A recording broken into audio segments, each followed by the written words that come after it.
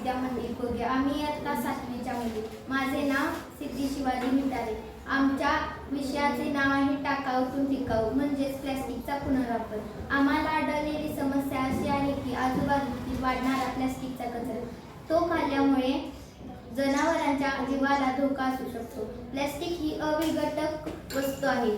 ती जमिनीत गेल्यामुळे जमिनीचा कस हळूहळू कमी होत आहे। त्यामुळे वनस्पतींच्या वाढीस अडथळा आलेला आहे। सर्वत्र प्लॅस्टिक झाल्यामुळे वाहतुकीलाही अडचण निर्माण झालेली आहे। नमस्कार, माझे नाव मृण्मयी दीपक मिठारे।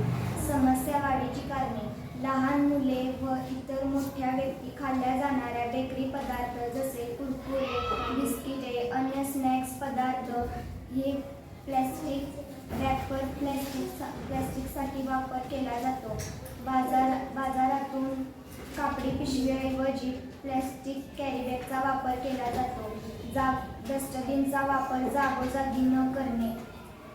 नमस्कार, माझे नाव ध्रुवा उत्तम। या समस्यांवर निराकरण करण्यासाठी आम्ही जागोजागी पडलेल्या व रस्त्यांवरच्या डस्टबिनमधल्या प्लॅस्टिकच्या पिशव्या एकत्र करून त्या धुवून कोरड्या केल्या व त्यांचे बारीक पट्टे करून आम्ही कापसाऐवजी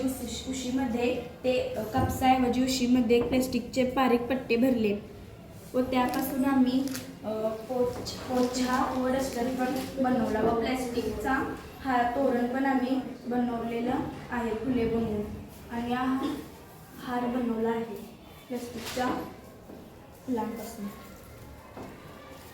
हे बनवण्यासाठी आम्ही कापसाचा वापर न करता प्लॅस्टिकचा वापर केला। त्यामुळे या वजनाने हलके झाले।